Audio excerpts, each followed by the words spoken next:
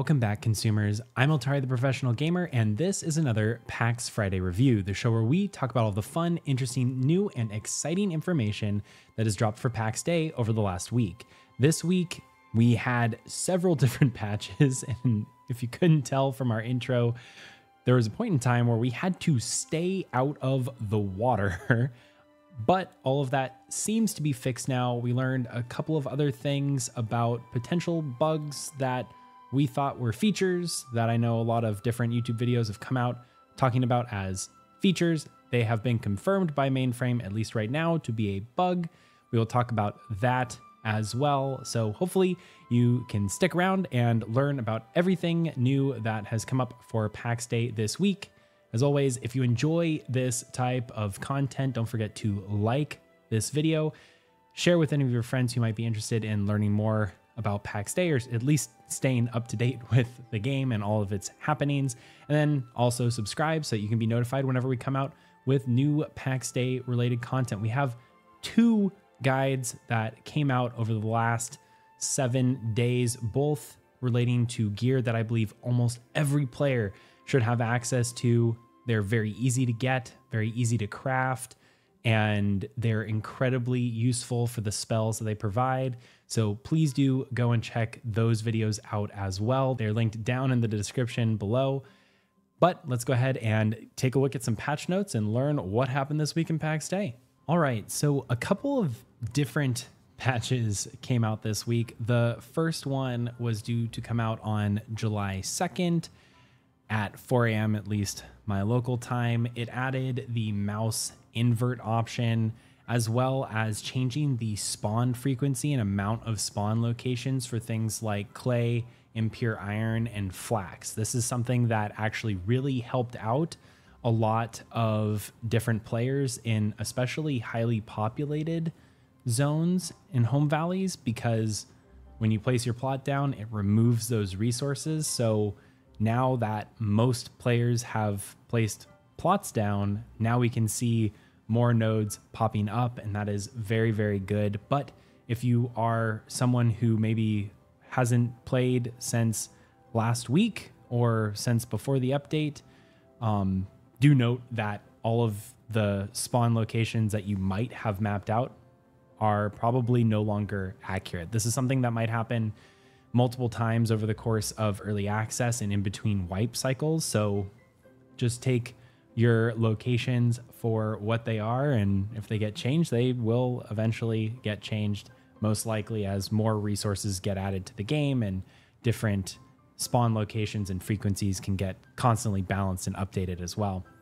They did fix an issue where brown bears aren't dropping loot, and fix an issue where we couldn't teleport back to our home valleys after being out in a different province. So if my home valley is in Caries and I'm in Ancien, then when I teleport back, I just get teleported to the middle of Ancien, typically fall from a very high point in the sky and die, and then have to recover my body. So not something that you want to have happen to you, and that has been fixed as well. So all in all, this patch actually addressed a lot of kind of small issues to, well, I guess some large issues as well that players really were needing to happen for them to continue playing the game. And that happened. Then, as you saw in the intro of this video, something very, very bad was discovered with regards to swimming. Whatever reason, the swimming, if a character started swimming on a server, it could cause the entire server to crash. So Mainframe unanimously sent out a warning saying, hey, don't go swimming. And the servers went down a couple of times over the course of July 3rd. And a couple of other fixes went in as well. An undocumented change with the animation speed for wood cutting. That was fixed back to the speed that it was supposed to be, as well as a couple of other things. There were also some issues with doors where containers were getting blocked if they were around doors existing. And also there was a huge problem with not getting the furniture items that you place, specifically things like chests, back in your inventory if you remove them. So that also coupled with a couple of other issues, including players having the login issue again with not being able to get into their character from the game launcher. The support team over at Mainframe wants to hear from you if you're still experiencing those problems so that they can get to a solution.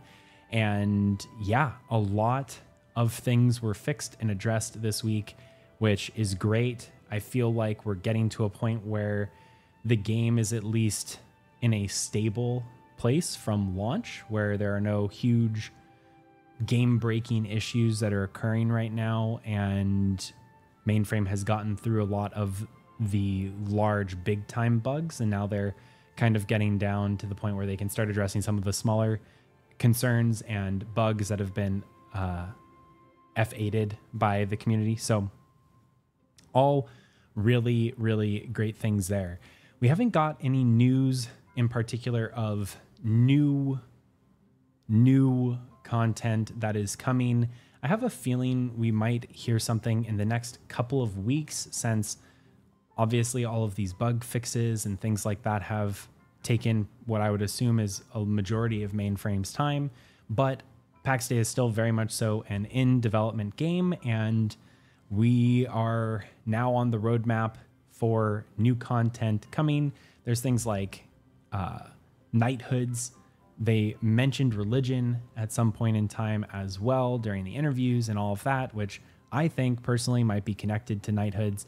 Then there's just a bunch of new spells, new weapons, new other things. I know that some people have been doing some data mining and they have located some horses, and we're actually going to do an entire video on data mining and why I think it's really bad and will actually sour your experience for Pax Dei, but that is for a completely other time. One last thing that I did want to mention is currently there seems to be a little bit of a disparity for animal hide. That is completely understandable. The devs have acknowledged that there is a low drop rate for those. There's also a bug that was noticed by a lot of players where characters who have higher values in their charcuterie skill are also getting higher drop rates for animal hide. The clan that I'm in, the Golden Company, we went and tested that, and I can confirm that there is currently a bug that exists in game where characters with higher than like 23 skill level in charcuterie will see a notable increase in the amount of animal hides that they collect. We went and killed 14 bears with characters that have 0 in charcuterie, and they only got maybe 5 or 6 animal hides. And then the team that went out and had over 23 skill level in charcuterie had double that number. They had about 12 to 14. And we did this several times testing it, and it came out the same almost every single time. I don't know how that would be possible unless there's currently a bug, and Mainframe is clearly aware of it. They had been contacted, and someone from Mainframe's team did confirm that they were unaware or unintentional changes that might have occurred that now is causing a higher drop rate for characters with higher skill levels in charcuterie. That is not an intended function. I do know that I believe in Alpha 1, there might have been an issue similar to this with leatherworking, where you would be able to not get lower tier leathers after you got to a certain level in leatherworking because your skill determined the drop type of the different types of hide. So I feel like there might be something kind of tied in there with what that bug is. I don't know, but do know that that is probably going to be a fix in the coming weeks as well. But those are all the things that happened in Pax Dei this week. We have a whole heck of a lot more video guides that are going to be coming out for the various relics and how to farm them and how to craft all of the different magic weapons. I know a lot of you are looking for purple ethereal crystals. We know it. We will have a guide coming out hopefully in the next week for that, so you can get to crafting your Vile chainmail leggings, but also a bunch of other farming videos are in the works. Plus we have full dungeon guides with every different boss mob that exists in each dungeon, plus all of the loot locations and everything, and the lore, my most favorite part as well. So if any of that stuff sounds interesting to you, and we are definitely planning a whole heck of a lot more as well, please do leave a like on this video, subscribe so you can get notified when we come out with any of those videos, and share with any of your friends who might be interested in learning more or staying up to date for Pax Dei. But until next time, I'm Altar the Professional Gamer.